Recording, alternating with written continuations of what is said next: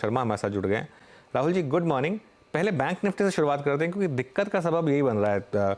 यहाँ पर क्या व्यू बन रहा है अब, क्योंकि ये इंडेक्स जो है अब 50,000 के नीचे और अपने मेजर मूविंग एवरेजेस के भी नीचे। जी वेरी गुड मॉर्निंग अनुज जी। देखिए, बैंकिंग क्षेत्र जो है ये प्रॉब्लमेटिक रहा है, अंडर परफॉर्मेंस रही है बैंक्स के अंदर, और इसका क्लियर एक रीजन है कि लीडरशिप कहीं से आती हुई दिख नहीं रही है। अगर हम हैवी वेट्स की बात करें तो एचडीएफसी बैंक 1600 के आसपास स्ट्रगल कर रहा है। पीएसयू बैंक्स में जो रिलेटिवली वीक थे उनमें भी कोई लीडरशिप देखने को नहीं मिली है। तो आई थिंक ऐसे एनवायरमेंट में खास करके जब स्टॉक्स में इनहेरेंट स्ट्रेंथ लैकिंग है, हमें लगता है बैंक निफ्टी में प्रेशर बना रहेगा और शॉर्टिंग कैंडिडेट की तरह हमें लगता है कि खास करके इस इंडेक्स को किया जा सकता है। जैसे आप कह रहे थे 49,800 का जो आंकड़ा है, आई थिंक ये जो लेवल है इसके नीचे ब्रीच होता है तो एक फॉलो अप ब्रेकडाउन यहाँ पर देखने को मिलेगा, जहां से बैंक निफ्टी के अंदर एक आने वाले सेशंस में तकरीबन 500,000 पॉइंट का करेक्शन और देखने को मिल सकता है। और अगर 200 दिन के मूविंग एवरेज की बात करूं तो काफी नीचे में 48,000 के आसपास का ये लेवल है। तो मेरे हिसाब से सेल ऑन राइज की रणनीति रखनी चाहिए बैंकिंग इंडेक्स के अंदर, और खास करके जब तक कोई स्टॉक में बड़ी तरीके से रिवर्सल नहीं आता है, मेरा ये मानना है कि बैंक निफ्टी के अंदर अंडर परफॉर्मेंस बनी रहेगी। अच्छा, बैंकिंग स्टॉक्स में बैंकिंग जब अंडर परफॉर्मेंस एक्सपेक्ट कर रहे हैं, राहुल जी, शॉर्टिंग कैंडिडेट्स कौन कौन से हैं इंडिविजुअल स्टॉक फ्यूचर्स? जी हाँ, देखिए, सबसे पहले तो एचडीएफसी बैंक की हम बात करें, पिछले 15 सेशन से स्टॉक ने लाइक अपने 50 दिन के मूविंग एवरेज के पास कंसोलिडेशन दिया है। इसका जो ब्रेकडाउन है ये आता है 1588 स्पॉट लेवल के नीचे। अब ये 1588 का लेवल अगर ब्रीच होता है तो मेरे हिसाब से यहाँ पर एक फास्ट डाउन मूव देखने को मिल सकता है 1550 1525 तक का, तो इस पे आप ध्यान रख के चल सकते हैं। दूसरा जो स्टॉक है जो लाइक बेयर्स के काफी ग्रिप में है, इंडसइंड बैंक का सेटअप हमें यहाँ पर काफी बेरिश लगता है। सारे short term long term moving averages के नीचे ट्रेड कर रहा है। फ्रेश ब्रेकडाउन जो है 1360 के नीचे देखने को मिलेगा। तो ये दो स्टॉक्स है जहां पर हमें लगता है प्राइवेट बैंकिंग में खास करके प्रेशर बना रह सकता है।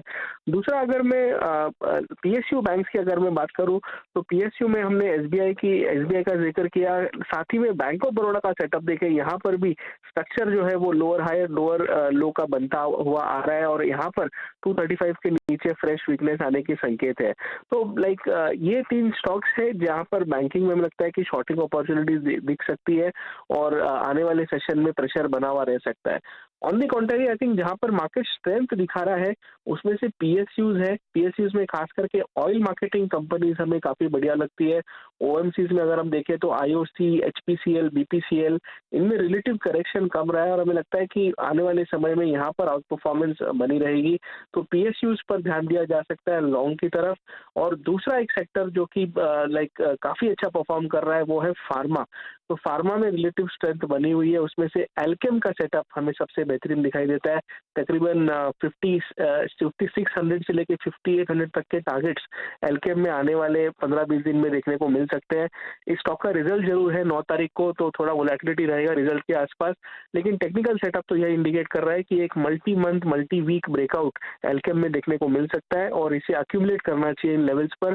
पूरे पोजीशन का जो स्टॉप लॉस रहेगा, आप इसमें 5150 का स्टॉप लॉस लगाकर लॉन्ग पोजीशंस अक्यूमुलेट कर सकते हैं।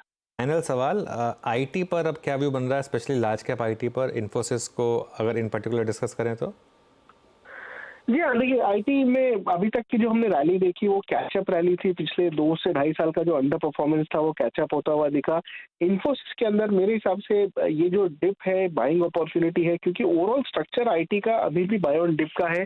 किसी तरीके से मेजर तरीके से डेंट नहीं हुआ आईटी का सेटअप।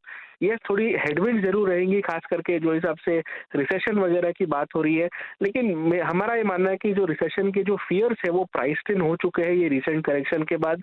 और इंक्रीमेंटली हमें लगता है कि 2200 रुपए तक के लक्ष्य इन्फोसिस में आने वाले 6 महीने में देखने को मिल सकते हैं। तो बहुत शॉर्ट टर्म और मीडियम टर्म के आउटलुक से आईटी में व्यू पॉजिटिव रहता है। हमारे हिसाब से ये जो डिप है एक अच्छा अपॉर्चुनिटी है खरीदारी करने के लिए। चलिए, बहुत बहुत शुक्रिया राहुल जी हमारे साथ जुड़ने के लिए और हमसे बात करने के लिए। Thank you. ओके, अच्छा ब्रेक लें।